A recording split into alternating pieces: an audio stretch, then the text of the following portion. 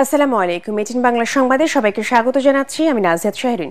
শুরুতেই সংবাদ শিরোনাম। ভারতকে উড়িয়ে টানা দ্বিতীয়বারের মতো যুব এশিয়া কাপ ক্রিকেটে চ্যাম্পিয়ন বাংলাদেশ, অভিনন্দন যুব ও ক্রীড়া উপদেষ্টা।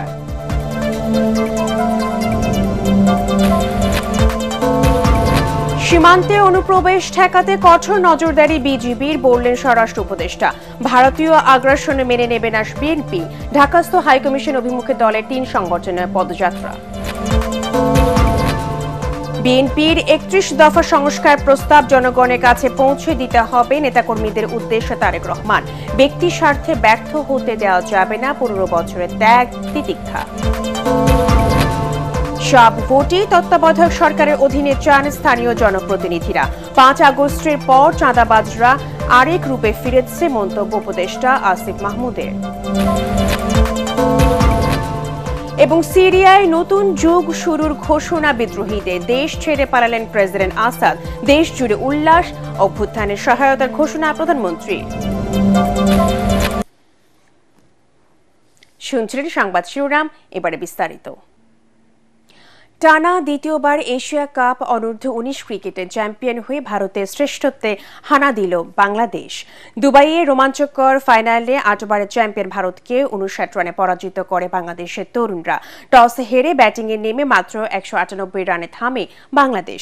জবাবে ৮৮ বল বাকি থাকতেই ভারতকে অল আউট করে শিরোপা জিতে নেয় আজিজুল হাকিম তামিমের দল। ফাইনাল ও টুর্নামেন্ট সেরা বাংলাদেশের পেসার ইকবাল হোসেন ইমন। অভিনন্দন জানিয়েছেন প্রধান উপদেষ্টা ডক্টর মোহাম্মদ ইউনুস, ক্রীড়া উপদেষ্টা আসিফ মাহমুদ ও বিএনপি ভারপ্রাপ্ত চেয়ারম্যান তারেক রহমান। পরাগার মানের রিপোর্ট। বড় ম্যাচের চাপ সামলাতে ব্যর্থ ভারতের যুবারা। ৮বারের চ্যাম্পিয়ন সেই ভারতকে কাঁদিয়ে টানা দ্বিতীয়বার এসিসি কাপ যুব ক্রিকেটের শিরোপা জিতল বাংলাদেশ। এসিসি কাপে শিরোপা ধরে রাখতে হলে ফেভারিট ভারতকে ১৯৮ রানের আগেই থামিয়ে দিতে হবে। লো স্কোরিং ম্যাচে নতুন উদ্যমে জেগে উঠল আজিজুল হাকিমের দল। ৪৪ রানের সাজ করে ভারতের আয়ুষ, বৈভব ও সিদ্ধার্থ। এরপর ভারত যুবদলের উপর দিয়ে ইকবাল হোসেন ইমন ঝড় বইয়ে দেন। একে একে তুলে নেন কার্তিকেয়, নিখিল কুমার ও হরভানেশকে। তাতে ৮১ রানে ৬ উইকেট হারিয়ে ব্যাকফুটে ভারত। অন্য পেসার আল ফরহাদ কিরণের উইকেট তুলে নিলে ১০০ রানের আগেই ৭ উইকেট হারিয়ে বিপর্যয়ে ভারত। তখনই জয়ের সুবাস পেতে থাকে বাংলাদেশ। ভারতের পরের ব্যাটাররা শুধুমাত্র পরাজয়ের ব্যবধানটাই কমাতে পারেন। টেস্টে অস্ট্রেলিয়ার কাছে হার, নারী ক্রিকেটে অজিদের কাছে পরাজয়, তারপর যুব ক্রিকেটে বাংলাদেশের কাছেও হার। নিশ্চয়ই এমন রোববার ভুলে যেতে চাইবে ভারত। এর আগে দুবাই স্টেডিয়ামে টস হেরে ব্যাটিংয়ে নেমে দলের ১৬ রানেই কালাম সিদ্দিকের উইকেট হারায় বাংলাদেশ। জাওয়াদ আবরার কিংবা অধিনায়ক আজিজুল হাকিম স্বল্প রানের পুঁজিতেই প্যাভিলিয়নে ফেরেন। চতুর্থ উইকেটে মোহাম্মদ শিহাব ও রিজান হোসেন ৬২ রানের জুটি করে দলের বিপর্যয় ঠেকান। শিহাব ৪০ এবং রিজান ৪৭ রানে বিদায় নিলে লাল সবুজের তরুণরা আবারও খেই হারায়। কঠিন পরিস্থিতিতে দলকে আগলে রাখেন ফরিদ হাসান। তার ৩৯ রানের ইনিংসে ১৯৮ রানের পুঁজি পায় বাংলাদেশ। পরে অবশ্য ভারতকে হারানোর জন্য এই রানই যথেষ্ট বলে প্রমাণ করেন ইয়াং টাইগার্স বোলাররা। পরাগারমান, এটিএন বাংলা। ভারতের কেউ সীমান্তে অনুপ্রবেশের চেষ্টা করলে তা কঠোরভাবে দমন করবে বাংলাদেশ। এই জন্য সতর্ক অবস্থানে রয়েছে বিজিবি। এমন হুঁশিয়ারি দিয়ে স্বরাষ্ট্র উপদেষ্টা জানিয়েছেন, দুদেশের সম্পর্ক উন্নয়নে সরকারি পর্যায়ে আলোচনা চলছে। সচিবালয়ে আইন শৃঙ্খলা পরিস্থিতি নিয়ে বৈঠক শেষে তিনি বলেন, 31st নাইট উপলক্ষে মদের বার বন্ধ থাকবে, নিষিদ্ধ থাকবে আতশবাজি এবং ফানুস ওড়ানো। রিপোর্ট মাহবুব কবির চপলের। বাংলাদেশ থাকবে না বাংলাদেশ। আমি বলছি না আজকে আমি চিৎকার করবো না, আমি আজ রেগে কোনো কথা বলবো না, আমি অভিমান করছি। আমি ৫ আগস্টের পর থেকে ভারতের মূল ধারার গণমাধ্যম বাংলাদেশের বিরুদ্ধে উস্কানিমূলক নানা খবর প্রচার করে আসছে। এমনকি বাংলাদেশ দখলের কথাও বলছেন কেউ কেউ। বাংলাদেশের এই চিকেন স্নেক অবরুদ্ধ করতে ভারতের সময় লাগবে ৫ মিনিট। অনেক জায়গায় সীমান্ত ঘেঁষে বিক্ষোভ করে বাংলাদেশে প্রবেশের চেষ্টা করছে ভারতের উগ্রবাদী বাসিন্দারা। এ অবস্থায় তাদের অনুপ্রবেশ ঠেকাতে সীমান্তে বিজিবির কঠোর অবস্থানের কথা জানালেন স্বরাষ্ট্র উপদেষ্টা। সীমান্ত পুরাই অ্যালার্ট। ওরা শুধু সিলেটে নয়, বেনাপোল এবং অন্যান্য ইসেও তারা এইটার কিন্তু প্রতি উত্তর আপনারাই সবচেয়ে বেশি দিতে পারেন। আপনারা সত্যি খবরটা প্রকাশ করে দেন, তাদের যে মিথ্যা যে খবর প্রচার করে ওদের মুখে চুনকালি পড়বে। বাংলাদেশ ভারত সম্পর্কে যে ফাটল তৈরি হয়েছে তা নিরসনে সরকারি পর্যায়ে আলোচনা চলছে বলেও জানান তিনি। পররাষ্ট্র মন্ত্রণালয়ের মাধ্যমে এটা কিন্তু করা হচ্ছে।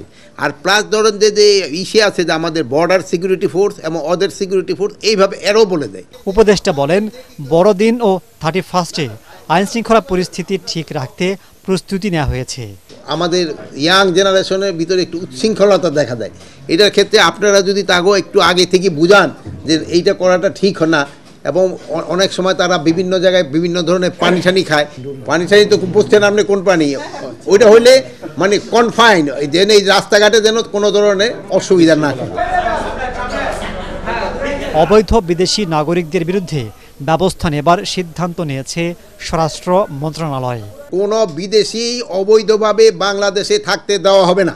মাহবুব কবির চপল, এটিএন বাংলা, ঢাকা। জুলাই আগস্টে গণহত্যার প্রধান নির্দেশদাতা, গুম খুন অর্থ পাচারে জড়িত পতিত সরকারের সাবেক প্রধানমন্ত্রী শেখ হাসিনার বিচার করতে অঙ্গীকারবদ্ধ অন্তর্বর্তী সরকার। তাকে ফিরিয়ে আনতে যেসব প্রক্রিয়া অনুসরণ করা দরকার তা করা হচ্ছে বলে জানিয়েছেন প্রধান উপদেষ্টার প্রেস সচিব শফিকুল আলম।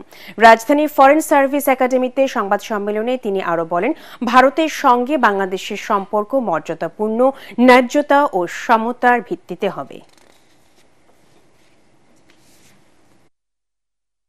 আমরা শেখ হাসিনাকে দেশে ফিরিয়ে এনে আইনের সম্মুখীন করতে চাই।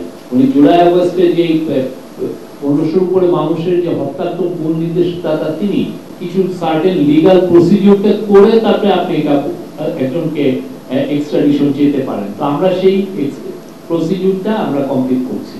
সেটা কমপ্লিট করার পরে আমরা ফর্মালি অ্যাপ্রোচ করবো ইন্ডিয়াকে তাকে এক্সট্রাডিশন করার জন্য। ঢাকায় ভারতীয় হাইকমিশন অভিমুখে পদযাত্রা করেছে বিএনপির 3 অঙ্গ সংগঠন, যুবদল, স্বেচ্ছাসেবক দল ও ছাত্রদলের নেতাকর্মীরা। সকালে নয়াপল্টনে দলের কেন্দ্রীয় কার্যালয়ের সামনে থেকে এই পদযাত্রা শুরু হয়। পরে তাদের 6 সদস্যের প্রতিনিধি দল স্মারকলিপি দেন ভারতীয় হাইকমিশনে। এর আগে সংক্ষিপ্ত সমাবেশে বিএনপির সিনিয়র যুগ্ম মহাসচিব রুহুল কবির রিজভী বলেন, বাংলার মাটিতে ভারতীয় আগ্রাসন কখনো মেনে নেবে না বিএনপি। মাসহারুল হক মুহাজিরের রিপোর্ট। রাজধানীর নয়াপল্টনে বিএনপির কেন্দ্রীয় কার্যালয়ের সামনে সকাল থেকেই হাজির বিএনপির 3 অঙ্গ সংগঠন, ছাত্রদল, যুবদল ও স্বেচ্ছাসেবক দলের নেতাকর্মীরা। সবার কণ্ঠে এক স্লোগান, দিল্লি না ঢাকা, ঢাকা ঢাকা। এ সময় অস্থায়ী মঞ্চে সংক্ষিপ্ত সমাবেশে বক্তব্য রাখেন ছাত্রদল, যুবদল, স্বেচ্ছাসেবক দলের নেতারা। আমরা কাঁধে কাঁধ মিলিয়ে আমরা মিছিল করি, আমরা জনসভা করি।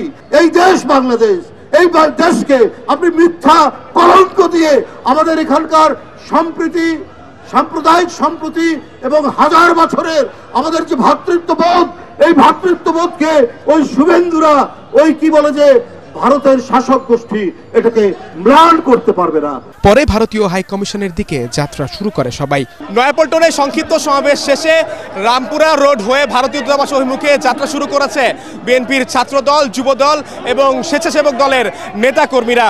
এর আগে দলের সিনিয়র যুগ্ম মহাসচিব ভারতীয় আগ্রাসনের বিরুদ্ধে সবাইকে রুখে দেওয়ার আহ্বান জানিয়ে তিনি বলেন, ভারতীয় আগ্রাসনের বিরুদ্ধে বিএনপি শুরু থেকেই প্রস্তুত ছিল এবং সবসময় প্রস্তুত থাকবে। রামপুরা ব্রিজে সিদ্ধান্ত হয় স্মারকলিপি দিতে দলের 6 জন প্রতিনিধি যাবেন ভারতীয় হাইকমিশনে। ভারত যদি তাদের আচরণ পরিবর্তন না করে তাহলে বিএনপির পক্ষ থেকে কঠোর আন্দোলনে নামার হুঁশিয়ারি দেন দলটির নেতারা। উগ্রপন্থী কিছু সংগঠন রয়েছে যারা বারবার এই বাংলাদেশের পতাকা অবমাননা করেছে এবং যে সকল মিডিয়া প্রতিনিয়ত প্রপাগান্ডা ছড়িয়ে যাচ্ছে, আমরা আহ্বান জানাচ্ছি আজকের এই স্মারকলিপি প্রদানের পর তারা দৃষ্টান্তমূলক অবস্থান গ্রহণ করবে। ভারতের আগরতলায় তারা যে ন্যাক্কারজনক ঘটনা ঘটেছে, আমরা তার নিন্দা জানিয়ে আমরা প্রতিবাদ করছি। এর আগে বিএনপির এই পদযাত্রায় সংগঠনগুলোর কয়েক হাজার নেতাকর্মী অংশ নেন। মাসহারুল হক মুহাজির, এটিএন বাংলা, ঢাকা। রাষ্ট্র সংস্কারের ৩১ দফা মানুষের কাছে পৌঁছে দিয়ে মানুষের আস্থা ও বিশ্বাস অর্জনের আহ্বান জানিয়েছেন বিএনপি ভারপ্রাপ্ত চেয়ারম্যান তারেক রহমান। রাজধানী খিলক্ষেত থানার কর্মশালায় ভার্চুয়ালি যুক্ত হয়ে তিনি বলেন, ব্যক্তি স্বার্থ হাসিলের জন্য ১৫ বছরের ত্যাগ তিতিক্ষাকে ব্যর্থ হতে দেওয়া যাবে না। নেতাকর্মীদের উদ্দেশ্যে তিনি বলেন, এমন কিছু করা যাবে না যাতে জনসমর্থন নষ্ট হয়। আরও জানাচ্ছেন কামরুজ্জামান রাজীব। মহিলা দলের সভানেত্রী রাষ্ট্র কাঠামো মেরামতের ৩১ দফা ও জনসম্পৃক্তি শিরোনামে দেশব্যাপী কর্মশালার অংশ হিসেবে ঢাকা মহানগর উত্তর বিএনপির খিলক্ষেত থানা কর্মশালার এই আয়োজন। আন্তরিকভাবে ধন্যবাদ জ্ঞাপন করছি। এতে লন্ডন থেকে ভিডিও কনফারেন্সে যোগ দেন বিএনপির ভারপ্রাপ্ত চেয়ারম্যান তারেক রহমান। এ সময় তিনি বলেন, রাষ্ট্র সংস্কারের ৩১ দফা প্রতিটি মানুষের কাছে উপস্থাপন করতে হবে। তিনি বলেন, মানুষের আস্থা ধরে রাখার দায়িত্ব প্রতিটি নেতাকর্মীর। জনগণের সমর্থন পেতে দলের উদ্দেশ্য জনগণের কাছে নিয়ে যেতে হবে। রাজনীতিতে সবচেয়ে বড় পুঁজি হচ্ছে জনগণের সমর্থন, সবচেয়ে বড় আমাদের শক্তি হচ্ছে জনগণের সমর্থন। এই সমর্থনকে আমাদের যে কোনো ভাবে এই সমর্থনকে আমাদের পক্ষে রাখতে হবে। যে কোনো ভাবে বলতে কিন্তু আমি বুঝিয়েছি পজিটিভভাবে, অর্থাৎ জনগণ যা চিন্তা করে, জনগণ যা চায়, জনগণ যা বলে, জনগণ যেটা আশা করে, জনগণ যেটা প্রত্যাশা করে, একটি রাজনৈতিক দলের কাছে, একটি রাজনৈতিক কর্মীর কাছে আমাদেরকে সেভাবে চলতে হবে, কথা বলতে হবে, সেভাবে উঠতে হবে, বসতে হবে। তারেক রহমান বলেন, দলের কেউ কেউ এমন কিছু কাজ করছে যাতে মানুষের কাছে দলের ভাবমূর্তি ক্ষুণ্ণ হচ্ছে। নেতা কর্মীদের উদ্দেশ্যে তিনি বলেন, দীর্ঘদিনের আত্মত্যাগের সুফল পেতে হলে জনগণের প্রত্যাশা অনুযায়ী কাজ করতে হবে। অত্যাচার নির্যাতন সহ্য করেছেন, জেল জুলুম খেটেছেন বা জেল জুলুমের শিকার হয়েছেন আপনারা। নিশ্চয়ই আপনারা এই অত্যাচার নির্যাতন সহ্য করেননি কতিপয় ব্যক্তি যাতে করে তাদের স্বার্থ হাসিল করতে পারে। নিশ্চয়ই এই কারণে আপনারা এত অত্যাচার নির্যাতন সহ্য করেননি। দলের আদর্শকে রক্ষা করা যদি না হয়ে থাকে, বিশ্বাস করুন আপনার উদ্দেশ্য অন্য কিছু হলে দুদিন পরে আপনি ছিটকে পড়ে যাবেন। পরে বরিশাল ও রংপুর বিভাগীয় কর্মশালায় যুক্ত হয়ে তারেক রহমান বলেন, মানুষের সমর্থনে নয়, গায়ের জোরে ক্ষমতায় থাকতে চেয়েছিল বলেই স্বৈরাচারকে জনরোষের কবলে পড়ে বিদায় নিতে হয়েছিল। আপনার রাজনৈতিক অবস্থানের ফায়দা নিয়ে যদি অন্য কিছুতে মনোনিবেশ করেন, আজ নালে কাল নালে পরশু আপনি ছিটকে যাবেন, আপনার সব পুঁজি ধ্বংস হয়ে যাবে। স্বৈরাচার হচ্ছে তার সবচেয়ে বড় প্রমাণ। 15 বছর বিভিন্নভাবে ক্ষমতায় থেকেছে, বিভিন্নভাবে আত্মসাৎ করে অনেক কিছু গড়ে তোলার চেষ্টা করেছে। আজ কিছু আছে? আজকে তো খুঁজে পান তাদেরকে। কামরুজ্জামান রাজীব, এটিএন বাংলা। বাংলাদেশের বিরুদ্ধে বিভ্রান্তিকর প্রচারণার বিষয়ে সামাজিক যোগাযোগ মাধ্যম ফেসবুকের প্রধান কোম্পানি মেটাকে সতর্ক থাকার আহ্বান জানিয়েছেন প্রধান উপদেষ্টা ডক্টর মোহাম্মদ ইউনুস। রাষ্ট্রীয় অতিথি ভবন যমুনায় মেটার মানবাধিকার নীতি বিষয়ক পরিচালক মিরান্ডা সিসন্সের সাথে এক বৈঠকে তিনি বলেন, জুলাই আগস্টের গণঅভ্যুত্থানকে প্রশ্নবিদ্ধ করতে কয়েকটি দেশ থেকে বাংলাদেশের বিরুদ্ধে বিভ্রান্তিমূলক প্রচারণা চালানো হচ্ছে, যার ভুক্তভোগী বাংলাদেশ ও অন্তর্বর্তী সরকার। এই প্ল্যাটফর্ম ব্যবহার করে কেউ যাতে দেশ বিরোধী কোনো অপপ্রচার চালাতে না পারে সে বিষয়ে সতর্ক অবস্থানে রয়েছে মেটা বলে জানান মিরান্ডা সিসন্স। এদিকে প্রধান উপদেষ্টা ডক্টর ইউনুসের সাথে সাক্ষাৎ করেছেন IMF ও বিশ্ব ব্যাংকের উপদেষ্টা এবং UNDPর সাবেক প্রধান লর্ড মার্ক ম্যালোস ব্রাউন। বৈঠকে ডক্টর ইউনুস জানান, জুলাই আগস্টের গণঅভ্যুত্থানের মূল উদ্দেশ্য ছিল রাষ্ট্র সংস্কার। অন্তর্বর্তী সরকার অবাধ ও সুষ্ঠু নির্বাচন অনুষ্ঠানের আগে বড় ধরনের সংস্কার করতে বদ্ধপরিকর। সাবেক ব্রিটিশ এই মন্ত্রীর সাথে ঘণ্টাব্যাপী বৈঠকে সামাজিক যোগাযোগ মাধ্যমে ছাত্র জনতার আন্দোলনকে লক্ষ্য করে ভুল তথ্য প্রচার, স্বাস্থ্যসেবা, সামাজিক ব্যবসা এবং ক্ষুদ্র ঋণের বিষয়টি আলোচনায় প্রাধান্য পায়। সব ভোটই তত্ত্বাবধায়ক সরকারের অধীনে চান স্থানীয় জনপ্রতিনিধিরা। নির্বাচন ব্যবস্থা সংস্কার কমিশনের সাথে মতবিনিময় সংসদ নির্বাচনের আগে দ্রুত স্থানীয় নির্বাচন দেওয়ার সুপারিশ করেছেন তারা। একই সাথে বর্তমান কাঠামোতে নির্দলীয় প্রতীকে নির্বাচন আয়োজনের সুপারিশ তাদের। নির্বাচন সংস্কার কমিশনের প্রধান ডক্টর বদিউল আলম মজুমদার বলেছেন, স্থানীয় সরকারকে সংসদ সদস্য ও প্রশাসনের কর্মকর্তাদের নিয়ন্ত্রণ মুক্ত রাখা জরুরি। বিস্তারিত জানাচ্ছেন ইকরামুল হক সায়েম। জাতীয় সংসদ ভবনে নির্বাচন ব্যবস্থা সংস্কার কমিশনের সাথে মতবিনিময় করেন সিটি কর্পোরেশন ও ইউনিয়ন পরিষদ সহ স্থানীয় সরকারের জনপ্রতিনিধিরা। যদিও ইউনিয়ন ছাড়া বাকি পরিষদগুলোর প্রতিনিধিদের বরখাস্ত করেছে সরকার।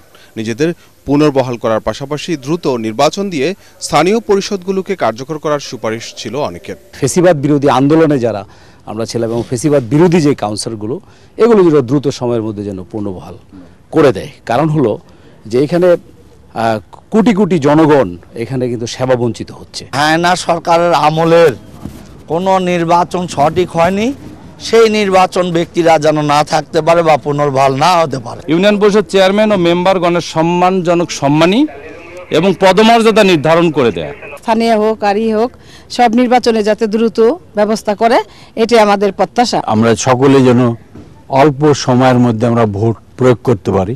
আমরা নির্বাচন কমিশনকে আরো শক্তিশালী দেখতে চাই। নির্বাচন সংস্কার কমিশনের প্রধান ডক্টর বদিউল আলম মজুমদার জানান, বর্তমান পদ্ধতিতেই নির্দলীয়ভাবে নির্বাচনে আগ্রহী স্থানীয় জনপ্রতিনিধিরা। স্থানীয় সরকার ব্যবস্থাকে কার্যকর করতে স্বাধীনভাবে কাজ করার সুযোগ চেয়েছেন তারা। স্থানীয় সরকার নির্বাচনটা নির্দলীয় হওয়া উচিত, এই কথাটা বোধহয় সবাই বলেছেন। আর আরেকটা কথা বলেছেন যে এই নির্বাচনের ক্ষেত্রে অধিকাংশই বলেছেন যে এটা যেন যেই পদ্ধতিতে আছে বর্তমানে সেই পদ্ধতিতে হয়। ওনাদের যেটা দাবি সব নির্বাচনে যেন নির্দলীয় নিরপেক্ষ সরকারের অধীনে হয়। ওনারা অধিকাংশই বলেছেন যে আমাদের স্থানীয় নির্বাচনটা শেষ করে তারপরে জাতীয় নির্বাচন। তিনি জানান, একেবারে শেষ সময় পর্যন্ত নির্বাচন ব্যবস্থা সংস্কারের সুপারিশ করতে পারবেন যে কেউ। ইকরামুল হক সায়েম, এটিএন বাংলা, ঢাকা। 5 আগস্টের পর চাঁদাবাজরা আরেক রূপে ফিরে এসেছে বলে মন্তব্য করেছেন স্থানীয় সরকার ও ক্রীড়া উপদেষ্টা আসিফ মাহমুদ। তিনি বলেন, তাদের বিরুদ্ধে কঠোর হবে সরকার। নগর ভবনে ঢাকা দক্ষিণ সিটি কর্পোরেশনের কর্মকর্তা কর্মচারীদের সাথে মতবিনিময় শেষে সাংবাদিকদের প্রশ্নের জবাবে তিনি আরও বলেন, পুনর্বাসনের ব্যবস্থা করা হবে অসহায় ব্যবসায়ীদেরও। রিপোর্ট করছেন আদিন সজীব। ঢাকা কিংবা শহরাঞ্চলে পথে ঘাটে ফুটপাতে চাঁদাবাজির অভিযোগ এখনো আসছে গণমাধ্যমের খবরে। 5 আগস্টের পর বাংলাদেশের নয়া রূপ দেখার আকাঙ্ক্ষা জনমনে থাকলেও দখলদারদের উপস্থিতি ভাবাচ্ছে অনেকেই। ঢাকা দক্ষিণ সিটি কর্পোরেশনের গণ অভ্যুত্থান 2024-এর ফটো গ্যালারি উদ্বোধন করে কর্মকর্তাদের সঙ্গে মতবিনিময় শেষে স্থানীয় সরকার ও ক্রীড়া উপদেষ্টা আসিফ মাহমুদ বলেন, দেশের চাঁদাবাজরা আবার ফিরে এলেও তাদের ছাড় দেয়া হবে না। আমরা খুব দ্রুত সময়ের মধ্যে চাঁদাবাজি সহকারে এই ধরনের চাঁদাবাজি, দখলদারিত্ব এইগুলোর বিরুদ্ধে একটা অ্যাকশনে যাব এবং বেশিরভাগ রাস্তায় অর্ধেকের বেশি দখল হয়ে আছে, সেগুলো উচ্ছেদ করা এবং যথাযথ ব্যবস্থা করা। কারণ আপনারা জানেন যে যারা ফুটপাতে বিক্রি করে তারাও উপার্জনের জন্য, জীবিকা নির্বাহের জন্যই সেটা করে। তো তাদের জন্য কি ধরনের আসলে ব্যবস্থা নেওয়া যায়? খালবিল দখলমুক্ত এবং প্রবাহ ঠিক রাখতে ব্লু নেটওয়ার্কের কাজ চলছে জানিয়ে আসিফ মাহমুদ বলেন, 5 আগস্টের আগে নগরীর উন্নয়নে নেয়া প্রকল্পগুলোর যাচাই বাছাই করা হচ্ছে। অবৈধভাবে দখলকৃত সরকারের বিভিন্ন খাস জমি, বিশেষ করে খালগুলো দখল হয়েছে, সেগুলো পুনরুদ্ধারের জন্য এই বিষয়ে কঠোর পদক্ষেপ নেবে। আমাদের কাছে অলরেডি অ্যাসেসমেন্টগুলো আমরা করছি যে কোথায় কোথায় এরকম জায়গা আছে। ডেঙ্গু পরিস্থিতিতে সিটি কর্পোরেশনের কর্মকর্তা কর্মচারীদের আরো দায়িত্বশীল ভূমিকা রাখারও তাগিদ দেন স্থানীয় সরকার উপদেষ্টা। ধন্যবাদ সবাইকে। আদিন সজীব, এটিএন বাংলা, ঢাকা। ভারত থেকে পণ্য আমদানি বন্ধ হলে বাংলাদেশের বাণিজ্যিক ক্ষতির আশঙ্কা নেই বলে জানিয়েছেন সেন্টার ফর পলিসি ডায়ালগ সিপিডির নির্বাহী পরিচালক ডক্টর ফাহমিদা খাতুন। রাজধানীতে এক অনুষ্ঠানে তিনি বলেন, ভারত ছাড়া অন্যান্য দেশ থেকেও পণ্য আমদানির বিশাল সুযোগ রয়েছে। এ সময় ভারতীয় গরুর উপর নির্ভরশীলতা কমানোর মতো অন্যান্য ক্ষেত্রেও বাংলাদেশ সফল হবে বলে আশা প্রকাশ করেন debate for democracy chairman Hasan Ahmed Chowdhury Kiran. Imdadullah Babu report.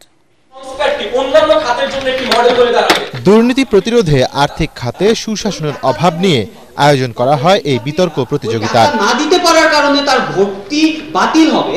এতে বক্তারা অভিযোগ করেন, 14 বছরে 16 বিলিয়ন মার্কিন ডলার বিদেশে পাচার করে দেশের অর্থনীতি ফোকলা করে দেয় বিগত সরকার। ব্যাংকার্স অ্যাসোসিয়েশন হোটেলে বসে যে সিদ্ধান্ত নিত, বাংলাদেশ ব্যাংক সেই সিদ্ধান্তকে, সেই সুদ হারকে, সেই ডলারের দামকে কিন্তু তারা মেনে নিত আমি মনে করি এই যে বাংলাদেশ ব্যাংকের যে নীতিগত ভুল ছিল সেই নীতিগত ভুল শুধরানোর জন্য আমাদের বর্তমান যে গভর্নর রয়েছেন, বর্তমান যে উপদেষ্টা রয়েছেন, তারা অত্যন্ত চ্যালেঞ্জের সাথে কাজ করেছেন। ব্যাংকগুলো রাজনৈতিক বিবেচনা দেওয়া হচ্ছে, লুটপাট করার জন্য দেখা হয়েছে, পারিবারিক ব্যাংক হিসেবে সেখানে তৈরি করে দেওয়া হয়েছে। আমরা সেই লুটপাট বন্ধ করার জন্য আমরা চাই। যখন মূল্যস্ফীতি 9.5%, 10% পৌঁছে যায়, তখনও আমরা কিন্তু এই সুদের হারটাকে ধরে রেখেছিলাম ব্যবসায়ী গোষ্ঠীকে স্বস্তি দেওয়ার জন্য, কিন্তু অন্যদিকে সাধারণ মানুষ সেটার ভোগান্তির শিকার হচ্ছিল। এ সময় ভারতের সাথে চলমান বাণিজ্য উত্তেজনা প্রসঙ্গে আলোচকরা বলেন, দেশটির সাথে বাণিজ্য ঘাটতি অন্তত 10 বিলিয়ন মার্কিন ডলার। ভারতের সাথে আমাদের বন্ধুত্বপূর্ণ সম্পর্ক অবশ্যই থাকবে। যদি কোনো রকম কোনো বাণিজ্যিক টানাপোড়েন আমাদের তৈরি হয়ে থাকে, আমরা নিজেরা স্বাবলম্বী হব। একটা সময় কিন্তু আমরা কোরবানির গরুর জন্য নির্ভরশীল ছিলাম, এখন আমরা খুব অতিরিক্ত গরু আমরা উৎপাদন করতে পারি। পেঁয়াজ, আলু, সুতা এগুলো যদি আমাদেরকে আমদানি বন্ধ করে দেওয়া, আমদানি করা সম্ভব নয়, মনে করি আমরা সংসম্পন্ন হয়ে যায়। সংকৃত হবার কোনো কারণ নাই। যারা আমাদেরকে ক্ষতিগ্রস্ত করার চেষ্টা করছে, তারাই কিন্তু হু হু করে তাদের যে প্রোডাক্টগুলি আমাদের কাছে বিক্রি করার চেষ্টা করে। বাণিজ্যের ক্ষেত্রে আমাদের ভারতের সাথে ট্রেড ডেফিসিট আছে। ভারতই আমাদের কাছে বেশি রপ্তানি করছে আমরা যতটা করছি। সুতরাং আমরা বাংলাদেশ ক্ষতিগ্রস্ত আমি আর্থিকভাবে বলবো না, হয়তো সাময়িক কিছু পণ্য আনার ক্ষেত্রে আমাদের অন্য বাজারে যেতে হবে। যে পরিমাণ অর্থ বিদেশে পাচার হয়েছে তা ফেরানো কঠিন জানিয়ে এই অপরাধ বন্ধে আলাদা ট্রাইব্যুনাল করে পাচারকারীদের কঠোর শাস্তি দেওয়ার পরামর্শ দেন অতিথিরা। ইমদাদুল্লাহ বাবু, ATN বাংলা, ঢাকা। ভগ্নদশা থেকে মুক্ত নয় বিচার বিভাগ, এ থেকে উত্তরণে শুরু হয়েছে নতুন যাত্রা। এমন মন্তব্য করে প্রধান বিচারপতি সৈয়দ রেফাত আহমেদ বলেছেন, কিছু প্রাতিষ্ঠানিক সংস্কারের মাধ্যমে জনবান্ধব বিচার ব্যবস্থা গড়ে তোলা হবে। রাজধানীর বঙ্গবন্ধু আন্তর্জাতিক সম্মেলন কেন্দ্রে সুশাসনের জন্য সংস্কার বিষয়ক নাগরিক সম্মেলনে তিনি এসব কথা বলেন। আরো জানাচ্ছেন হুমায়ুন চিস্তি। বঙ্গবন্ধু আন্তর্জাতিক সম্মেলন কেন্দ্রে দুদিনব্যাপী নাগরিক সম্মেলনের উদ্বোধনী অনুষ্ঠানে বক্তারা বলেন, রাষ্ট্রের সফল সংস্কারের জন্য প্রয়োজন জনগণের সম্পৃক্ততা। একই সাথে জবাবদিহিতা নিশ্চিত করা না গেলে সুশাসন সম্ভব নয়। Works best when it listens and responds to all voices. Super important is to keep dialoguing, is to listen to each other. নাগরিক প্ল্যাটফর্মের আহ্বায়ক অর্থনীতিবিদ ডক্টর দেবপ্রিয় ভট্টাচার্য বলেন, সরকার বদল হলেই রাষ্ট্র পরিবর্তন হয় না। আমরা সরকার বদল করে যদি আমরা পূর্বের সেই একই প্রক্রিয়ার ভিতরে থাকি, তাহলে কিসের জন্য মানুষগুলো প্রাণ দিল, কিসের জন্য এই মানুষগুলো এত ত্যাগ স্বীকার করলো? রাষ্ট্রের পরিবর্তন করতে হলে যাদের অনুকূলে আমরা রাষ্ট্র পরিচালনা করতে চাই, তাদের কণ্ঠস্বরকে শক্তিশালী করতে হবে। প্রধান বিচারপতি সৈয়দ রেফাত আহমেদ তার বক্তব্যে বলেন, ধ্বংসস্তূপ থেকেই নতুন যাত্রা শুরু করতে হবে। দেশের এই ক্রান্তি লগ্নে ভগ্নদশা থেকে বিচার বিভাগও মুক্ত নয়। তবে এই পর্যায়ে আমি দায়িত্বহীন কণ্ঠে আপনাদেরকে আশ্বস্ত করতে চাইছি যে এই পরিস্থিতি থেকে উত্তরণ কল্পে বিচার বিভাগ কিন্তু কিছু প্রাতিষ্ঠানিক সংস্কারের বলিষ্ঠ পদক্ষেপ নিয়ে ইতিমধ্যে এক নতুন যাত্রা শুরু করেছে। আজ থেকে প্রতিটি শ্রেয়, শুভ ও কল্যাণকর কর্মে সকলেই গণমুখী, জনগণ কেন্দ্রিক বিচার বিভাগকে আপনাদের পাশে পাবেন। সরকারের এসডিজি বিষয়ক মুখ্য সমন্বয়ক লামিয়া মুর্শেদ বলেন, অন্যায় যেখানে হবে সেখানেই সোচ্চার হতে হবে। হুমায়ুন চিস্তি, ATN বাংলা, ঢাকা।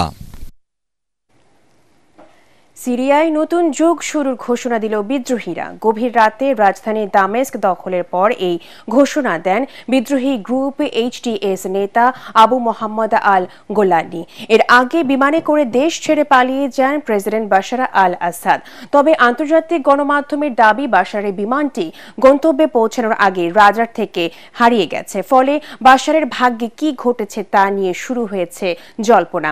এদিকে সিরিয়ায় বাশার যুগের অবসানে দেশ জুড়ে চলছে আনন্দ উল্লাস। জাহিদুল আলমের রিপোর্টে বিস্তারিত। প্রায় 2 যুগ পর সিংহাসন ছেড়ে অনিশ্চিত যাত্রায় সিরিয়ার ক্ষমতাচ্যুত প্রেসিডেন্ট বাশার আল আসাদ।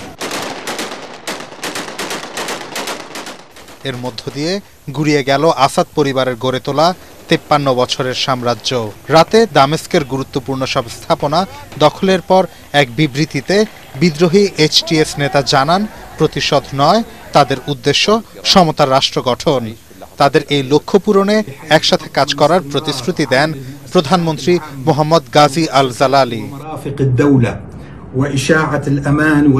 বাশার আল আসাদ দেশ ছেড়ে পালিয়ে যাওয়ায় উল্লাসে মেতেছে সাধারণ মানুষও। তাদের অভিনন্দন জানিয়েছে যুক্তরাষ্ট্র। সিরিয়ানদের প্রত্যাশা, এখন হয়তো একে একে সিরিয়ার ওপর আরোপিত বিভিন্ন নিষেধাজ্ঞা তুলে নেবে মার্কিন প্রশাসন। কিন্তু প্রশ্ন ওঠে, হঠাৎ কেন এভাবে একজন রাষ্ট্রনায়কের পালিয়ে যাওয়া? মূলত একনায়কতন্ত্র শাসন ব্যবস্থা, মূল্যস্ফীতি, জীবনযাত্রার মান নেমে যাওয়া সহ বিভিন্ন কারণে মানুষের সমর্থন হারান ক্ষমতাচ্যুত প্রেসিডেন্ট। এবারের অভিযান এক সপ্তাহ আগে শুরু হলেও বিদ্রোহের শুরু কিন্তু 2011 সালে। দীর্ঘ এই সময়টিতে ক্ষমতাসীন দলকে সহায়তা দিয়ে আসছিল রাশিয়া এবং ইরান। বিশ্লেষকরা বলছেন, ইউক্রেন আর গাজা সংঘাতে ওই দুই পরাশক্তি ব্যস্ত থাকার সুযোগ নিয়েছে বিদ্রোহীরা। ধারণা করা হচ্ছে এতে সরাসরি সমর্থন ছিল ইসরায়েল আর আমেরিকার। বাশার আল আসাদ যুগের অবসানে সিরিয়ার মানুষ উচ্ছ্বসিত হলেও এখন বড় প্রশ্ন, কে নেবে দেশের শাসনভার? সীমান্তে পিঠ নয়, বুক দেখাবে জওয়ানরা। বিজিবিকে এমন বার্তা দিয়েছেন স্বরাষ্ট্র উপদেষ্টা অবসরপ্রাপ্ত লেফটেন্যান্ট জেনারেল জাহাঙ্গীর আলম। এমনকি সীমান্তে বিএসএফ এর পক্ষ থেকে কোনো ধরনের উস্কানি এলে বিজিবির সব ধরনের প্রস্তুতির কথাও জানান তিনি। বিকেলে রাজধানী পিলখানায় বৈষম্য বিরোধী ছাত্র আন্দোলনে আহতদের পুনর্বাসনে সহায়তা কার্যক্রম বিষয়ে এক অনুষ্ঠানে যোগদান শেষে এসব কথা জানান স্বরাষ্ট্র উপদেষ্টা। সাংবাদিকদের প্রশ্নের জবাবে স্বরাষ্ট্র উপদেষ্টা আরও জানান, সীমান্তে ভারতীয় জনগণ কোনো অস্থিরতা সৃষ্টি করলে বাংলাদেশের জনগণ তার উপযুক্ত জবাব দেবে বলেও মন্তব্য করেন স্বরাষ্ট্র উপদেষ্টা। বর্ডার গার্ড বাংলাদেশের পক্ষ থেকে জুলাই আগস্ট অভ্যুত্থানে আহত 7 জনকে সহায়তা প্রদান করা হয়।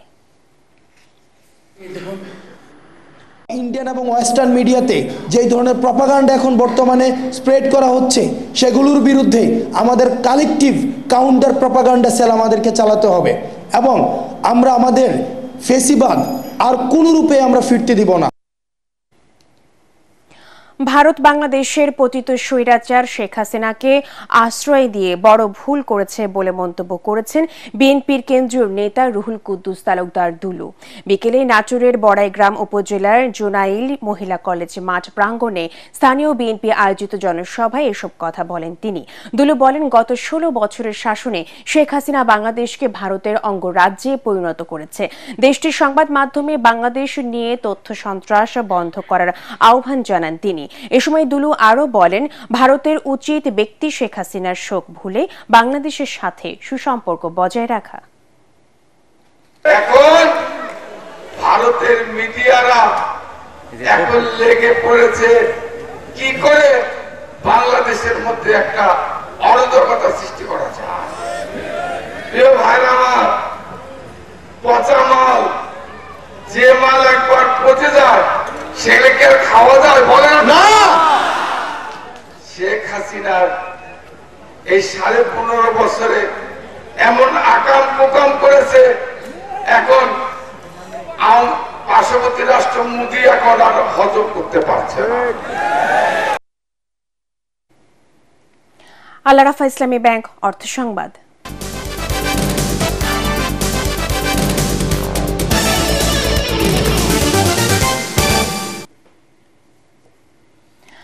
ব্যাপক সাফল্য অর্জনের মধ্য দিয়ে শেষ হল ওয়ালটন আয়োজিত একক বৃহৎ শিল্প মেলা অ্যাডভান্সড টেকনোলজি সলিউশন বা এটিএস এক্সপো 2024।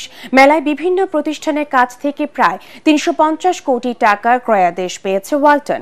রাজধানী বসুন্ধরা আন্তর্জাতিক কনভেনশন হলে আয়োজিত হয় এটিএস এক্সপো 2024 অনুষ্ঠান। এতে প্রধান অতিথি ছিলেন অন্তর্বর্তী সরকারের বাণিজ্য এবং বস্ত্র ও পাট উপদেষ্টা শেখ বশির উদ্দিন।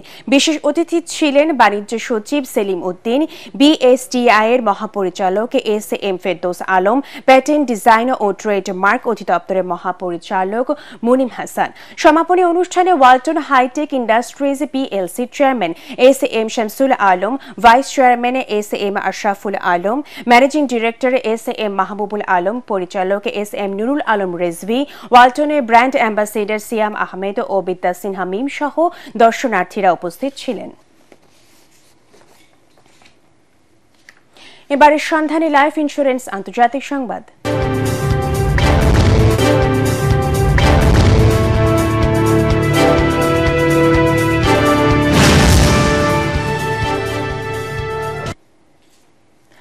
দক্ষিণ কোরিয়ার প্রধান বিরোধী দল ডেমোক্রেটিক পার্টির প্রধান লি জাএ-মিয়ং বলেছেন তার দল রাষ্ট্রপতি ইউন সুক ইয়োলকে অভিশংসনের প্রস্তাবে দ্বিতীয় ভোটের জন্য চাপ দেবে। স্থানীয় সময় রোববার তিনি এমন মন্তব্য করেন। বার্তা সংস্থা এপি এক প্রতিবেদনে জানিয়েছে ডেমোক্রেটিক পার্টির প্রধান লি জাএ-মিয়ং বলেছেন আগামী 14 ডিসেম্বর আবার অভিশংসন প্রস্তাবে পার্লামেন্ট সদস্যদের ভোট পাওয়ার পরিকল্পনা নিয়ে এগিয়ে যাবে তার দল। লি তার অবস্থান পুনর্ব্যক্ত করে জানিয়েছেন ইউনকে অবিলম্বে পদত্যাগ করতে হবে বা অভিশংসনের মুখোমুখি হতে হবে। এদিকে প্রেসিডেন্ট ইউনকে অভিশংসিত করার দাবিতে আজও পার্লামেন্টের সামনে বিক্ষোভ করছেন হাজার হাজার মানুষ। সেই সঙ্গে তাকে গ্রেফতার করায় এবং তার দলকে ভেঙে দেওয়ার দাবি জানাচ্ছেন তার অযত্ন অবহেলায় পড়ে থাকা কিংবদন্তি শিল্পী আয়ুব বাচ্চু রূপালী গিটার চত্বরকে পরিষ্কার পরিচ্ছন্ন করে সুন্দর করে তুলেছেন শিল্প গ্রুপ পিএইচপি ফ্যামিলির ভাইস চেয়ারম্যান শিল্পানুরাগী মোহাম্মদ মহসিন। আয়ুব বাচ্চুর স্মরণে চট্টগ্রাম নগরীর প্রবর্তক মোড়ে নির্মিত এই চত্বরটি ময়লা আবর্জনার ভাগাড়ে পরিণত হয়। এই অবস্থা দেখে চত্বরটি পরিষ্কারের উদ্যোগ নেন তিনি। চট্টগ্রাম যন্ত্রশিল্পী সংস্থা ও সঙ্গীত অনুরাগীদের নিয়ে সকালে রূপালী গিটারের ভাস্কর্যটি পরিষ্কার করেন তারা। এ সময় চট্টগ্রাম নগরে থাকা বিভিন্ন স্থাপনার যত্ন নেওয়ার জন্য সবাইকে এগিয়ে আসার আহ্বান জানান তিনি। দেশের কিংবদন্তি সঙ্গীত শিল্পী আয়ুব বাচ্চু 2018 সালের 18 অক্টোবর মৃত্যুবরণ করেন। তার স্মরণে 2019 সালে নির্মাণ করা হয় রূপালী গিটারের ভাস্কর্য ও চত্বর। অনেকগুলা বেদি আছে, অনেকগুলা স্থাপনা আছে, ওগুলোর যত্ন নেওয়া উচিত আমি মনে করি। এটা ব্যক্তিগতভাবে করা উচিত এবং সমস্ত বাকি সিটি কর্পোরেশন আছে, সরকারি পর্যায়ে এই উদ্যোগ নেওয়া উচিত। যথাযথ কর্তৃপক্ষের দৃষ্টি আকর্ষণ করব, যাদের শুরু থেকে এই দায়িত্বটা নিয়েছিলেন সিটি কর্পোরেশন, বর্তমানে যিনি মেয়র হিসেবে আছেন। আমি আশা করব আমাদের যে আবেগ, আমাদের যে অনুভূতি, সেটা উনি হারাতে দিবেন না। পার্টেক্স খেলার খবর।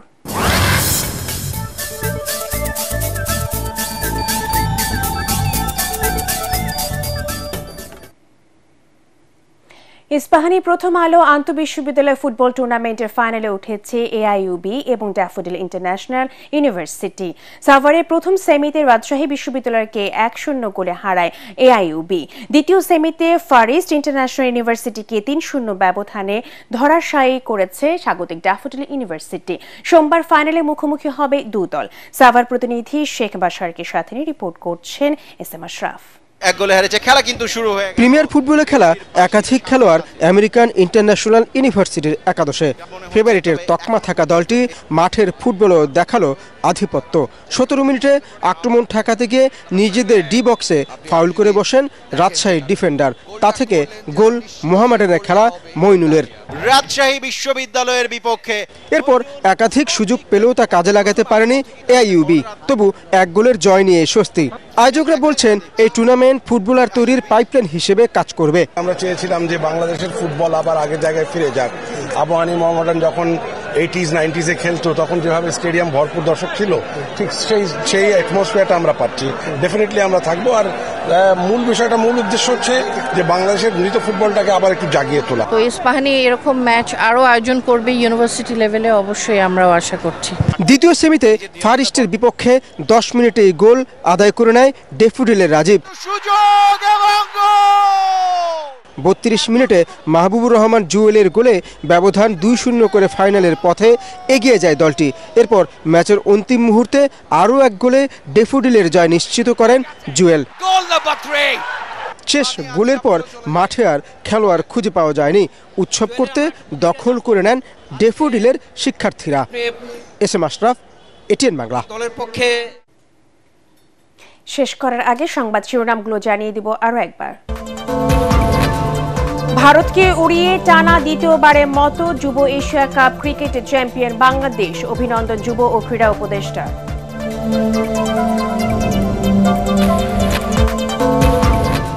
সীমান্তে অনুপ্রবেশ ঠেকাতে কঠোর নজরদারি বিজেপির, বললেন স্বরাষ্ট্র উপদেষ্টা। ভারতীয় আগ্রাসন মেনে নেবে না বিএনপি, ঢাকাস্থ হাইকমিশন অভিমুখে দলের 3 সংগঠনের পদযাত্রা। বিএনপির 31 দফা সংস্কার প্রস্তাব জনগণের কাছে পৌঁছে দিতে হবে, নেতাকর্মীদের উদ্দেশ্যে তারেক রহমান। ব্যক্তি স্বার্থে ব্যর্থ হতে দেওয়া যাবে না, 15 বছরের ত্যাগ তিতিক্ষা। সব ভোটই তত্ত্বাবধায়ক সরকারের অধীনে চান স্থানীয় জনপ্রতিনিধিরা। 5 আগস্টের পর চাঁদাবাজরা আরেক রূপে ফিরেছে, মন্তব্য উপদেষ্টা আসিফ মাহমুদের। এবং সিরিয়ায় নতুন যুগ শুরুর ঘোষণা বিদ্রোহীদের, দেশ ছেড়ে পালালেন প্রেসিডেন্ট আসাদ। দেশ জুড়ে উল্লাস, অভ্যুত্থানের সহায়তার ঘোষণা প্রধানমন্ত্রী। পরবর্তী সংবাদ দেখার আমন্ত্রণ জানিয়ে এখনকার মতো শেষ করছি। এটিএন বাংলা সংবাদ ইউটিউবে দেখতে ব্রাউজ করুন youtube/18 বাংলা নিউজ। ধন্যবাদ সবাইকে।